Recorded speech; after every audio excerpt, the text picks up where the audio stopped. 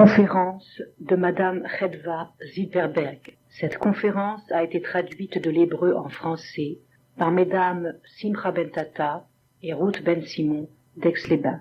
Le cours traite sur la Shonara. La Shonara signifie la mauvaise langue, les paroles de médisance. Je commencerai ce cours en vous racontant une histoire. C'est l'histoire d'une femme qui se trouve la nuit devant un pont, et elle a très peur de traverser ce pont, mais elle y est obligée, car il n'y a pas d'autre chemin pour arriver à sa maison. Alors, elle se tourne vers Akadosh Baruch Hu, et elle lui dit, « Ribono shel olam, maître du monde, comment vais-je pouvoir traverser ce pont? C'est la nuit, et je peur, et je dois absolument arriver chez moi. Si tu m'aides à traverser ce pont sans que rien de mal ne m'arrive, alors moi je promets que je ne dirai plus de la Shonara, que je ne parlerai plus du mal sur les autres, que je ferai du chesed, que je ne me mettrai plus en colère et que je prierai avec ferveur. » Après ces paroles, la femme se sent beaucoup mieux, elle a repris des forces et elle commence à traverser le pont. Et en route, elle s'aperçoit que finalement, ce n'était pas si terrible que ça et que vraiment, elle a eu peur pour rien. Aussi, elle repense aux promesses qu'elle a faites et elle commence à se dire « Comment pourrais-je ne plus faire de la Shonara? Tout le monde en dit. Et comment est-ce que je ne peux pas me mettre en colère si tout m'énerve? Quant à faire du chesed, j'ai à peine le temps de m'occuper de moi-même. » Et ainsi de suite. Et elle est arrivée maintenant presque au bout du pont. Mais soudain, un vent violent se lève d'une force inouïe et fait balloter le pont. Alors la femme effrayée s'écrie « Non, non, Ribono shel olam, j'ai dit cela sans y penser. C'est sûr que je tiendrai ces promesses que j'ai faites. Je ne dirai plus de la Shonara. Je ne me mettrai plus en colère. » Cette histoire est une parabole de notre vie. Chacune d'entre nous, lorsqu'elle est devant une épreuve, ou dans une situation difficile, ou en danger, s'adresse à Dieu avec ferveur et promet un tas de choses. Puis, lorsque le danger s'est écarté, lorsque tout va mieux, alors elle oublie les bonnes résolutions.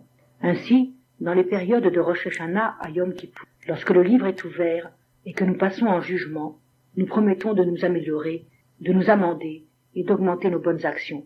Et puis, lorsque ces jours redoutables sont passés, nous oublions tout et nous nous replongeons dans nos habitudes.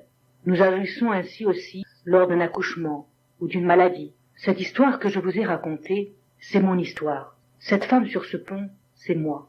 Mon pont à moi a été secoué. Ma vie a été complètement bouleversée. Certaines d'entre vous qui m'écoutent ce soir me connaissent bien. Je me suis mariée, j'ai eu 3 enfants, j'ai un bon métier qui me plaît, je travaille, mon mari travaille, et rien ne me manque. Et pourtant, soudain, ma vie a basculé dans l'épreuve. J'ai accouché de mon 3e enfant la veille de Yom Kippour. Et 3 mois après, je me sentais encore très faible, et je ne comprenais pas pourquoi. J'étais mal à l'aise, vis-à-vis de moi-même, et je me disais, mais qu'est-ce qui m'arrive? Je ne suis pourtant pas la seule à avoir 3 enfants. Pourquoi est-ce que je me sens si mal? Pourquoi ai-je si peu de force? À la fin, j'ai été voir un médecin. Je pensais lui demander de me donner quelques vitamines. Le docteur m'a examiné longuement, et puis il m'a dit de faire une radio des poumons, car je toussais beaucoup. Je l'ai donc faite. À la suite de cette radio, le médecin m'a envoyé d'urgence à l'hôpital. C'était un vendredi, et je ne comprenais pas ce qui m'arrivait. Je me suis retrouvée tout à coup, du jour au lendemain, dans un lit d'hôpital, avec des tuyaux qui sortaient de partout. Et j'ai pensé, oh mon Dieu, j'ai un bébé qui allaite, j'ai 3 petits-enfants. Qui va donc s'occuper d'eux? Comme mon état ne s'améliorait pas, les médecins m'ont conseillé de poursuivre un traitement dans un grand hôpital en Amérique. J'ai donc dû aller là-bas. C'était la veille de Purim. Mais pour moi, ce n'était pas Purim. Je ne pouvais pas parler, je pleurais sans arrêt comme une enfant. Je ne voulais pas suivre tous ces traitements. Je ne voulais pas être loin de mes enfants. Je voulais rentrer à la maison. Les médecins me disaient, « Allons, ne faites pas d'enfantillage. Laissez-vous soigner. Vous n'avez pas le choix. » Mais malgré tous ces soins, je n'allais pas mieux. Alors, je me suis tournée vers Dieu. J'ai compris que ce n'étaient pas les médecins qui pouvaient me guérir, mais seulement Hachem, comme il est dit dans la Tfila, que Urofe kol basar umafila asot. Car Hachem est proche de nous, et c'est lui le médecin de toute chair. Et Akadosh Baruch Hu m'a entendu, et il m'a aidé. Je suis retournée chez moi, et il m'a donné des forces pour s'occuper de ma maison. J'étais donc chez moi pour Rosh Hashanah. Et je me suis dit, nous sommes à la veille de Rosh Hashanah, je dois entreprendre quelque chose de spirituel. J'ai donc décidé d'aller à un cours. Dans ce cours, le Rav racontait qu'un jour il avait été très gravement malade et qu'il avait donc été demander une bracha au Stapler. Et le stapler lui a répondu « Tu n'as pas de mérite ». Vous pouvez vous imaginer ce que j'ai ressenti en entendant cela. Si cet homme qui est un rave n'a pas de mérite, alors qu'en est-il de moi? Le rave raconte qu'à la suite de cette réponse du stapler, il n'a pas dormi de la nuit. Il se tournait et se retournait sans cesse dans son lit. Il se disait qu'il voulait vivre, et il ne comprenait pas les paroles du stapler. Il s'est levé, et il a ouvert une Gemara, et il a lu « Leolam itpalel ha'adam lifnei shenafal la mishkan ». L'homme doit toujours prier et ne pas attendre de tomber malade, car lorsqu'on est dans une situation de maladie grave, il faut du mérite pour être sauvé, et cela est beaucoup plus difficile.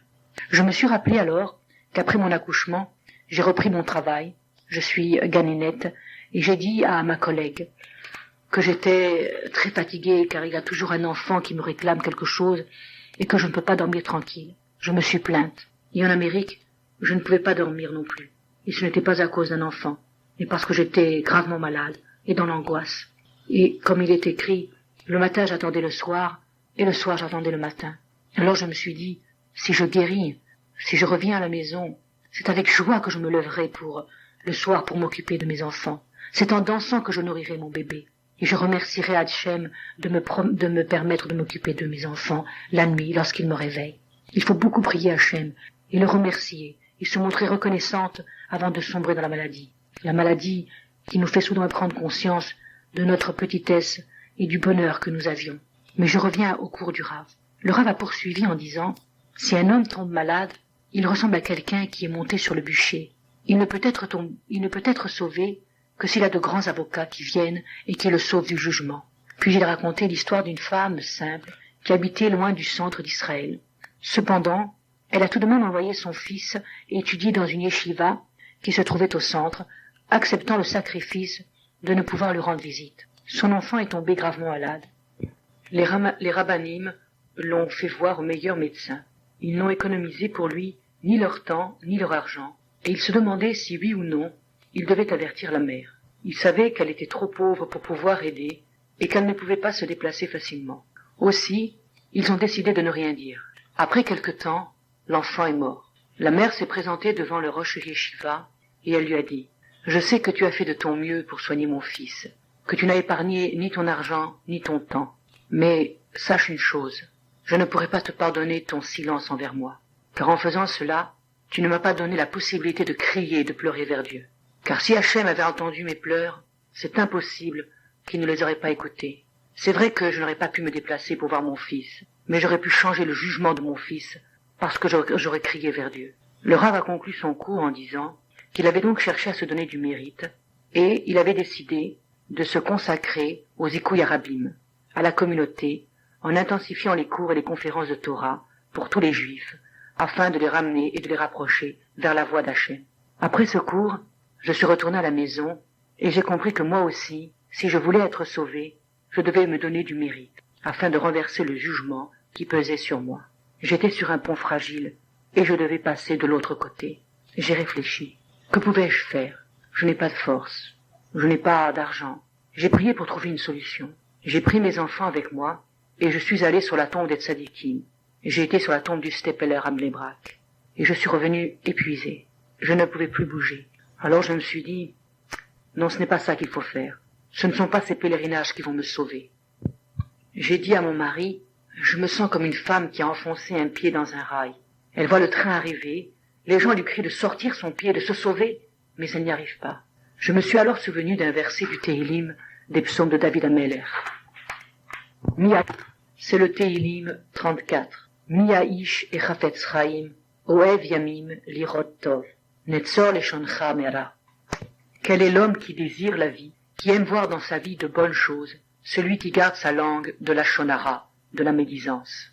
Personne ne recherche de grandes choses pour lui. Le bon pour nous, c'est de voir nos enfants grandir, d'avoir de l'argent pour les nourrir, les éduquer, les habiller. Et j'ai compris que si je voulais la vie, si je voulais du bien, alors je devais me donner du mérite, en ne disant plus de la shonara.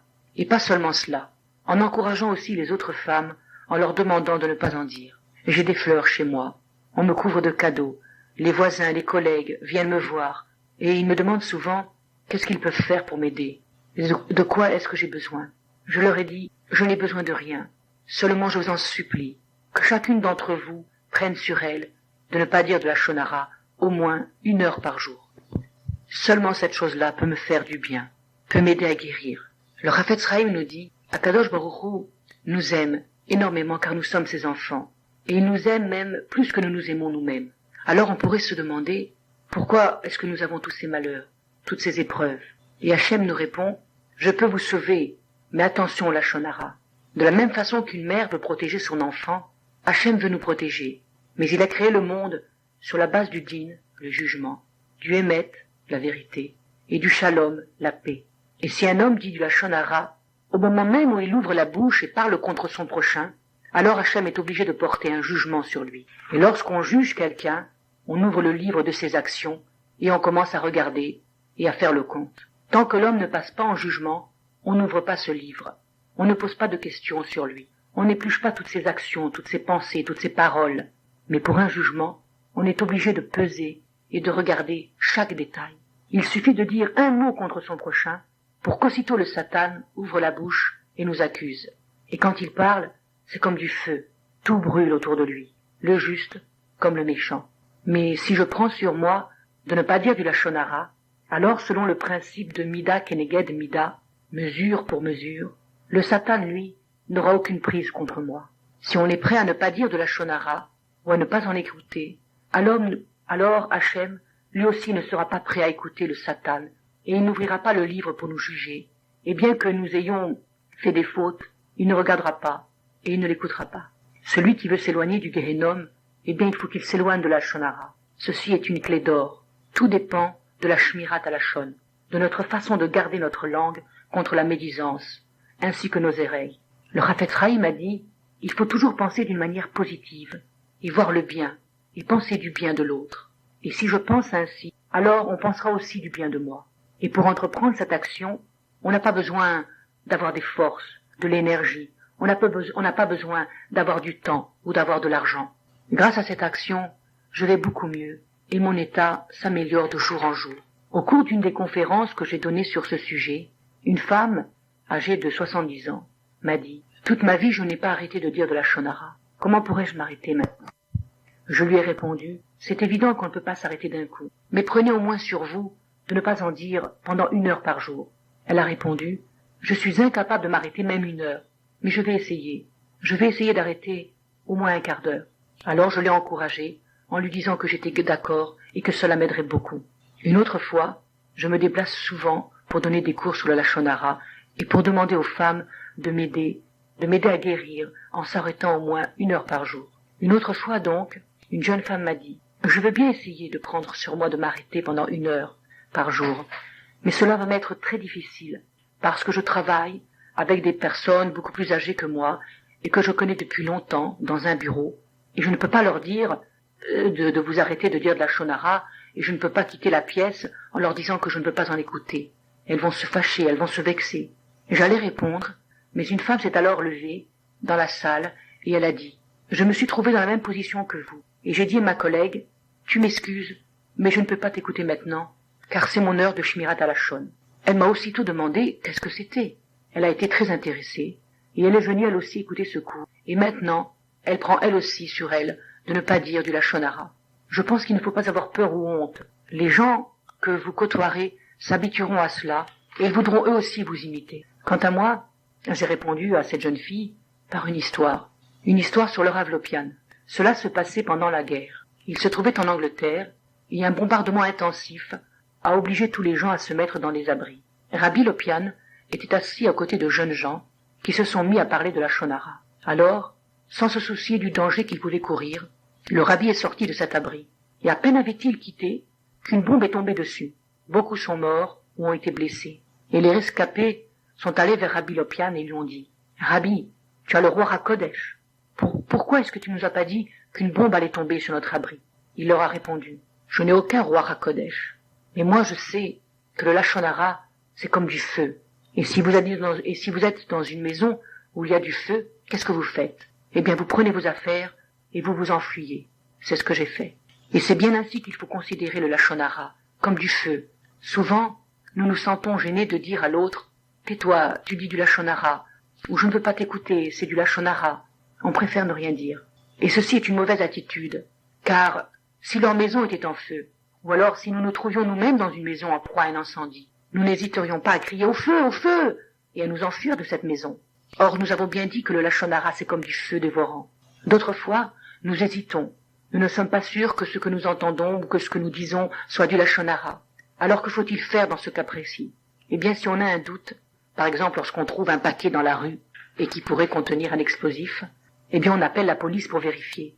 On ne touche surtout pas ce paquet et on s'en écarte vivement. De la même manière, si on vous donne à boire un verre d'eau et qu'il y a une chance sur 1000 pour que ce verre d'eau soit empoisonné, il est évident qu'on ne va pas le boire. Il faut agir de la même manière vis-à-vis du lachon hara. En cas de doute, on s'écarte de la personne qui en dit et on ne l'écoute pas.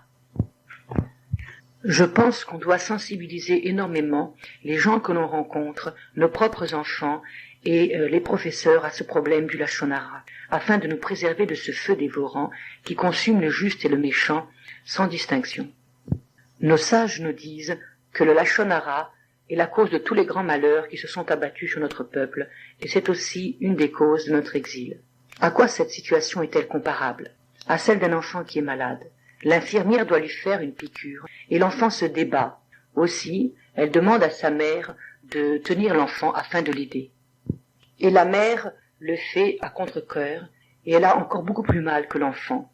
Hachem, lui, veut nous protéger, il nous veut du bien, et ça lui fait encore plus de mal qu'à nous-mêmes de nous entendre dire du lachon hara, car il est alors obligé d'ouvrir le jugement. Protégeons-nous donc de ce feu meurtrier, que chacune d'entre nous prenne sur elle d'arrêter de dire de lachon hara au moins 1 heure par jour. 1 heure, c'est 60 minutes, et chacune de ces minutes seront très chères et très précieuses aux yeux d'Akadosh Baruch Hu.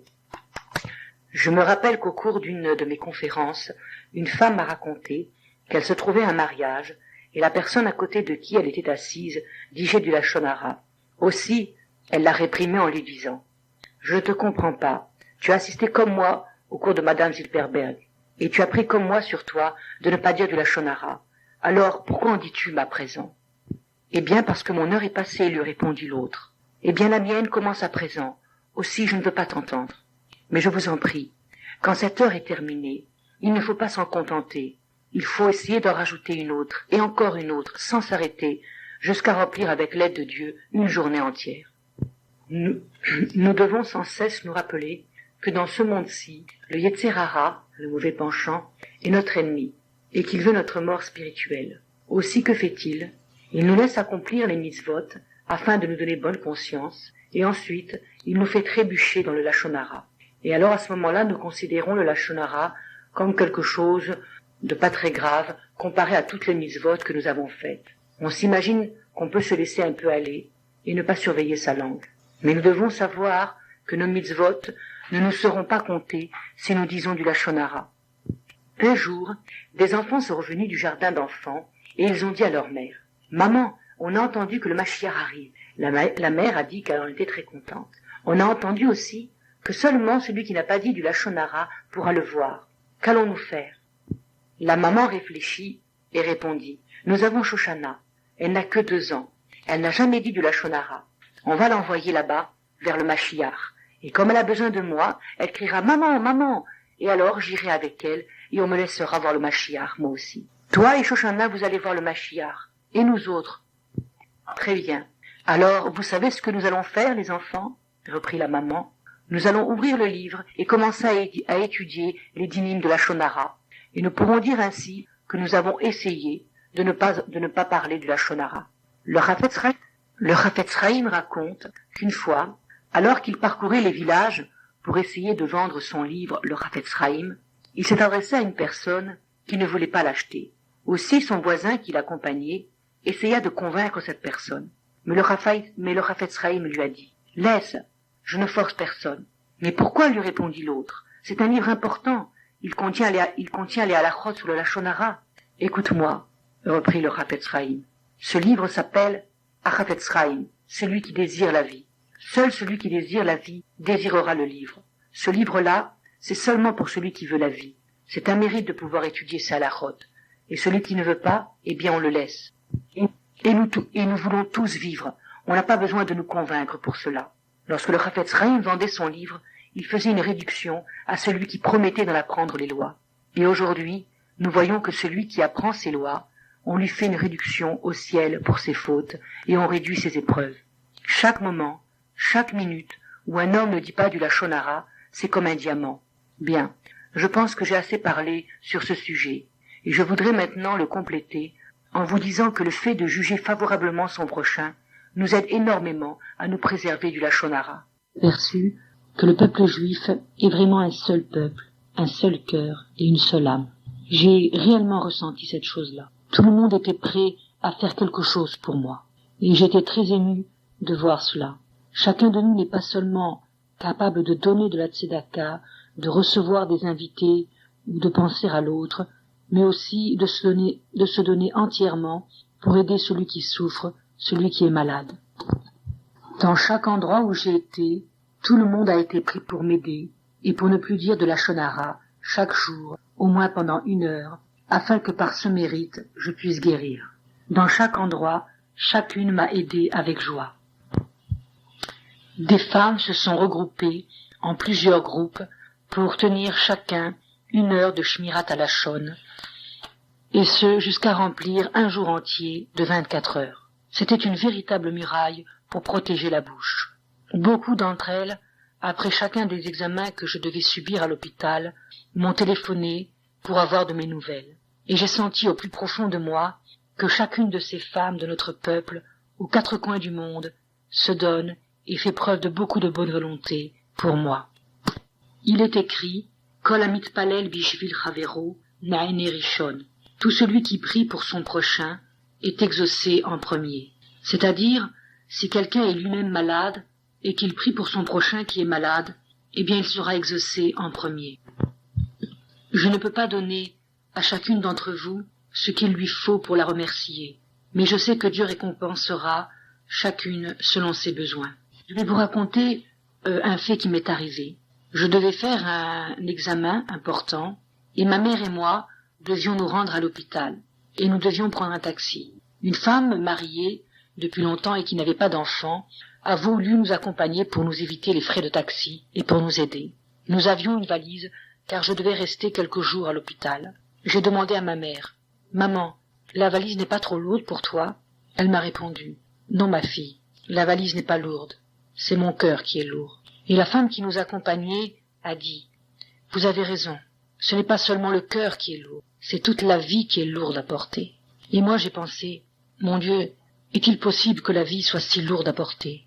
Et si elle est si lourde, alors comment peut-on vivre ?» Je me trouvais à Manhattan, et si il y en a qui connaissent cette ville, elle est entourée de fleuves et de ruisseaux. Et il y a des bateaux qui voguent sur l'eau. Des bateaux qui sont pourtant si lourds et qui flottent sur l'eau. Et aussi on peut voir dans le ciel des avions qui sont si lourds et qui eux aussi volent gracieusement. L'homme, grâce à son intelligence et à sa science, a pu vaincre la pesanteur. Et cependant, le poids de la vie, il n'a pas pu encore le vaincre. Le poids d'un cœur qui est si petit et pourtant qui pèse si lourd. J'ai pensé, peut-être pourrait-on trouver un jour le moyen de rendre le cœur plus léger. Peut-être ce moyen est-il la joie. Le Chafetz Chaim dit « Tous les développements économiques, industriels et scientifiques sont venus nous apprendre quelque chose. Il y a un œil qui voit, une oreille qui entend, et tous nos gestes, nos pensées sont inscrits dans le livre. On peut demander à chaque instant à Dieu ce que l'on veut, prier et être sûr d'être écouté. Mais comment doit-on prier? Parfois nous nous trouvons dans une situation si difficile, nous n'avons même plus la force de prier, de demander, d'ouvrir un siddour. Il y a quelque temps, je suis revenu d'un examen médical tellement éprouvant que je n'avais même plus la force de prier. J'ai crié « Abba, Abba, Papa, Papa ». Mon père m'entend, me voit, me comprend. Et moi-même, lorsque mon fils me demande quelque chose, je suis toujours prête, je suis toujours disponible, et je lui dis « Qu'est-ce que tu veux ?» Et s'il ne sait pas lui-même ce qu'il veut, alors je m'approche de son lit, je le caresse, je l'embrasse, et il est heureux. Et nous sommes les enfants d'Hachem, et Akadosh Baruch Hu est notre papa. Et Hachem sait exactement ce que nous avons, il nous connaît. Aussi, on doit s'adresser à lui. Nous devons déverser sur lui notre fardeau. Et c'est cela le moteur qui portera notre cœur, qui l'allègera et qui rendra la vie plus légère. Emouna et bitachon b'Hachem, croyance et confiance en Dieu. Tout vient de Dieu. Il faut vraiment ressentir au plus profond de nous-mêmes que nous sommes ses enfants et qu'il est notre Père. Et il ne faut pas hésiter à s'adresser à lui comme on n'hésite pas à s'adresser à son Père. Il peut prendre nos peines et nos difficultés. Il est écrit, « Celui qui a confiance est entouré de bonté. » L'homme souvent est assailli d'épreuves et il souffre. Mais celui qui a confiance en Dieu et qui sait, non pas d'une manière intellectuelle, mais vraiment avec son cœur, mais vraiment avec tout son corps et tout son être, que tout vient du ciel, eh bien celui-là, il est entouré de chesed, de bonté. Il est parfois nécessaire d'avaler un médicament très amer. Aussi que fait-on? On entoure ce médicament d'une enveloppe sucrée, et ainsi on peut le boire et guérir. Et Akadosh Baruch Hu agit de même envers nous. Même si l'homme souffre terriblement, ce sont des souffrances entourées de chesed, entourées de bonté. Et c'est en prenant conscience que toutes nos souffrances viennent d'Hachem qu'on se trouve nous aussi entourés de bonté. À l'exemple de Rabbi Zoussia d'Anipol, qui toute sa vie a souffert énormément. Et pourtant, lorsqu'on lui a demandé qu'est-ce que c'était pour lui le mal, il a répondu « Je ne sais pas, il ne m'est jamais rien arrivé de mal ». Parce qu'il ressentait tellement que tout ce qui lui venait du ciel et était pour son bien, qu'alors il était véritablement entouré de douceur. Pourquoi disons-nous, à l'approche de Rosh Hashanah, « Shana Tova ou Metuka » En effet, si l'année est bonne, elle est automatiquement douce et sucrée. Et nos sages expliquent, on souhaite une bonne année, mais ce qu'on souhaite surtout, c'est que notre prochain ressente cette année comme étant douce. On ressente la douceur. Un jour, un jeune couple est venu voir Rav Shimon, père de la rabbinite Eliashiv.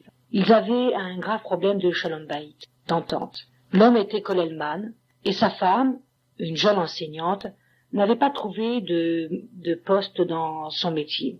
Et elle avait reçu, il y a quelques jours, une proposition en tant que secrétaire dans un bureau.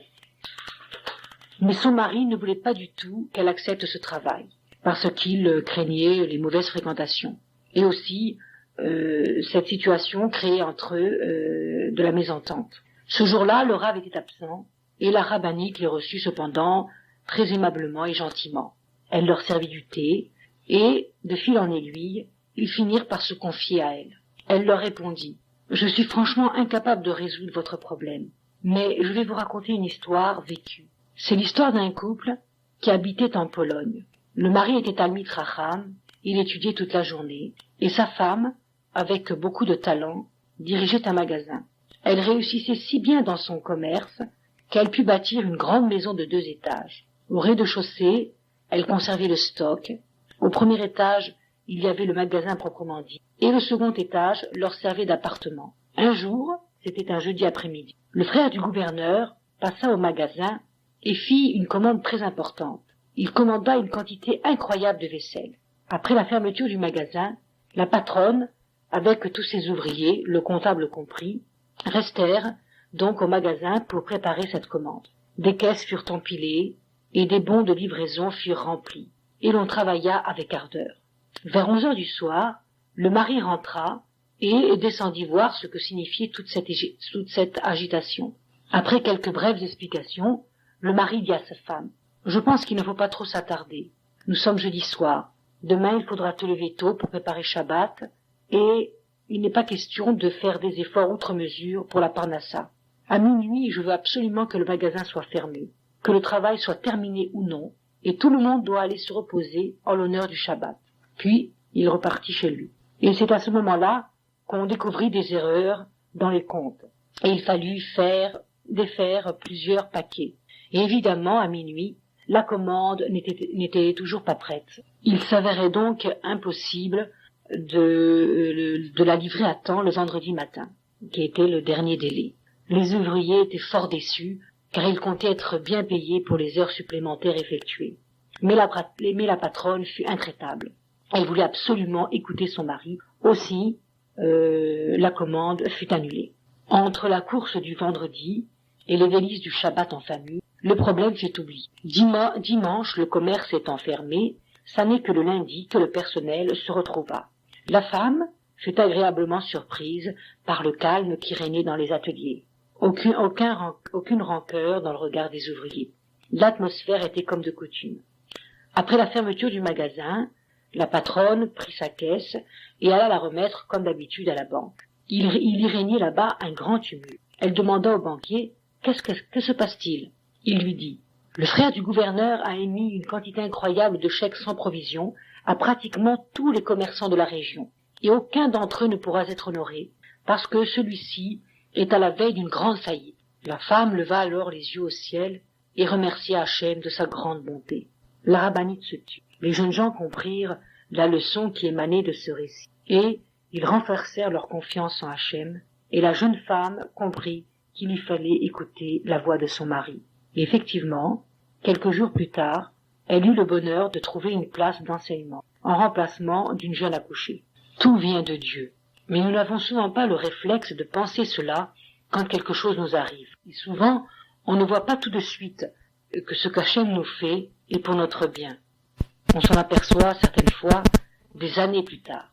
Lors d'un de ses cours, Madame Zilperberg a été interrompue par une intervenante qui lui a dit « Moi, mon plus grand problème, c'est justement le lachon hara, la médisance. J'ai des problèmes d'entente avec mon mari et j'ai un frère qui cause des tracas à ma mère. Et tous les jours, on se téléphone et en discutant avec ma mère, je me plains de mon mari et je dis du mal de lui, et elle se plaint de mon frère et elle dit du mal de lui. On ne peut pas s'en empêcher. Que faut-il faire ?»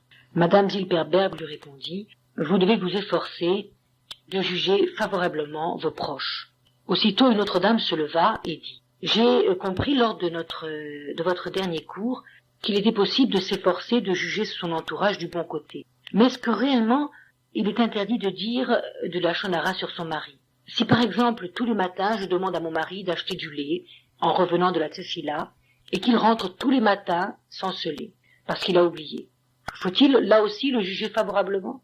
Ne peut-on pas penser qu'il le fait exprès pour m'énerver? Madame Zilperberg lui répondit « Je vais vous raconter une histoire. Et cette histoire est arrivée à un bon juif, un homme qui craignait Dieu et qui a été assailli par toutes sortes de terribles épreuves dans ce monde.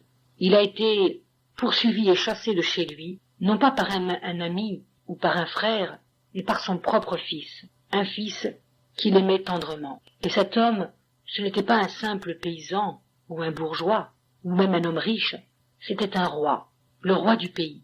Et malgré toutes ces épreuves, cet homme n'a jamais voulu dire du mal, ni permettre qu'on dise du mal de son fils. Aussitôt la dame l'interrompit. « C'est impossible.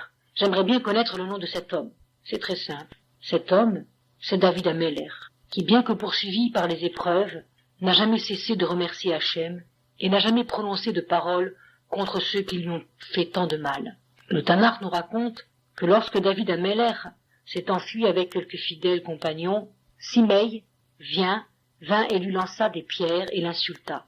Quel affront pour un roi! Ces hommes voulurent se saisir de l'impudent qui osait ainsi insulter le Saint d'Israël, mais David Ameller leur dit « Laissez-le tranquille, car c'est Hachem qui en a décidé ainsi. Lui n'y est pour rien. Il est le simple envoyé de Dieu. Il fait son devoir. Maintenant, s'il est fautif, il ne l'est que devant Dieu, et c'est à Dieu qu'il devra rendre des comptes. Si l'homme est convaincu que tout ce qui lui arrive vient du ciel, que tous ceux qui lui font du mal ou le mettent en colère ne sont que des envoyés d'Hachem, il comprendra qu'il est inutile et ridicule de se fâcher et de dire du lachon hara. Un exemple peut facilement nous faire comprendre cela. Imaginons un homme à qui le facteur vient de remettre une lettre. C'est une lettre des impôts qui lui réclame une somme beaucoup plus importante que ce qu'il pensait devoir payer. Aussitôt l'homme rentre dans une folle fureur, et il se saisit du facteur et le secoue dans tous les sens en lui criant « J'espère que tu n'oseras plus jamais m'apporter une telle lettre !» Et le malheureux facteur se défend en disant « Mais je n'y suis pour rien, je ne suis qu'un envoyé des PTT, et je t'ai remis cette lettre et je ne sais même pas ce qu'elle contient. » Si nous voyons en chaque homme, un chaliar, la vie prendra pour nous un tout autre sens, et elle nous deviendra assurément beaucoup plus agréable. Lorsque je me trouvais à Toronto, j'ai été reçu par la famille Rabinovitch, qui m'a reçu d'une manière vraiment exceptionnelle. Et M. Rabinovitch m'a raconté une histoire très intéressante. Lorsque son père était jeune, il étudiait en Pologne, et pour éviter les duretés de la guerre, il s'est sauvé vers la Russie. Plusieurs juifs l'imitèrent, et chacun se sauva par petits groupes. Plusieurs de ses amis purent franchir la frontière, et cela signifiait à l'époque être sauvés de la mort. Malheureusement, son ami et lui furent arrêtés au moment où ils allaient passer la frontière et condamnés malgré leurs supplications à être déportés en Sibérie. Et son père a pensé « Je suis si faible que je n'arriverai jamais à tenir le coup avec ce froid. Mon Dieu, pourquoi m'est-il arrivé une telle chose à moi ?» 2 ans après, un pacte fut signé et tous les prisonniers polonais furent libérés. Et quelle ne fut pas alors la douloureuse surprise pour son père d'apprendre que tous les jeunes gens qui avaient réussi à passer la frontière russe avaient été peu de temps exécutés par les Allemands. Il raconte encore que son père, après sa sortie de Sibérie, était dans un grand état de dénuement, et il se mit à errer en Russie, sans pain et sans habits. On lui dit alors que le Joint américain donnait des dollars aux rescapés. Il put en avoir quelques-uns, et il était content de pouvoir acheter du pain. Il pensa donc à changer ses dollars contre de l'argent russe, et pour cela, il s'adressa à un corréligionnaire très pieux. Il s'en alla joyeusement avec ses nouvelles pièces d'argent à la boulangerie pour acheter quelques miches de pain. Et après des heures d'attente, parce que il y avait une très longue file d'attente, il tendit quelques pièces à la marchande, et la boulangère, après quelques instants, les lui rejeta en plein visage, en criant que ces pièces étaient fausses. L'homme tout confus et complètement atterré s'en alla. Il ne savait pas que penser de ce juif pieux qui lui avait échangé ses dollars. Il retourna le voir et lui dit « Regarde dans quel état je suis. Pourquoi m'as-tu trompé ainsi ?» L'homme lui répondit « Je ne t'ai point trompé. Je t'ai donné de la bonne monnaie, je ne comprends pas. » Et son père était vraiment désespéré. Le changeur lui dit alors « Si tu me jures que c'est vraiment moi qui t'ai donné cet argent faux, je te le rechange. » Mais son père, qui était un homme très pieux et qui savait la valeur d'un serment, ne voulut pas jurer. Quelques jours plus tard, il apprit que la boulangère échangeait prestement le bel argent sonnant contre de fausses pierres, et elle fut arrêtée peu de temps après, et lui fut très content de ne pas avoir fauté en jurant. Et alors son père comprit à quel point il ne faut pas se hâter de juger son prochain, et toujours de le juger favorablement. Lorsque l'homme comprend cela, la souffrance s'efface d'elle-même. Se réunir dans l'amour du prochain, avoir toujours une bonne pensée pour son voisin, s'entraider, ne jamais médire, et toujours le juger favorablement. Voilà des règles d'or pour pouvoir vivre dans la joie. Au moment où nous achevons la traduction et l'enregistrement de cette cassette de Madame Zilperberg, nous venons d'apprendre que cette jeune femme est décédée il y a voici 1 mois.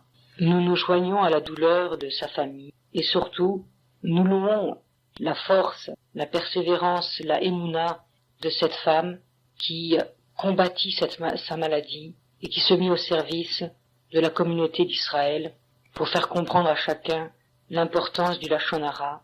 Et nous espérons surtout que ce mérite la suit et que lorsqu'elle paraîtra devant Akadosh Baruch Hu, ce mérite-là pèse dans la balance et la fasse entrer tout droit au Gan Eden. Cette cassette a été faite par l'AFDT, l'Association féminine pour le développement de la Torah. On peut se la procurer ou avoir des renseignements en s'adressant à Madame Elbaz, 1 rue du professeur Bichat, à Aix-les-Bains, numéro de téléphone 79 61 33 39. Chères auditrices, nous vous demandons des excuses pour l'erreur que nous avons faite concernant le nom de cette épître qui a quitté le monde après avoir atteint son de terre, et aussi avoir lavé son âme en la rendant à l'Éternel aussi qu'il la lui avait donnée, afin de la mettre aux côtés de notre Sarah. Elle s'appelle Redva Zilberfarb. De plus, nous avons jugé profitable le fait de vous faire entendre une partie, afin que vous puissiez avec nous ressentir la profondeur, l'intensité et la sincérité de ses pensées.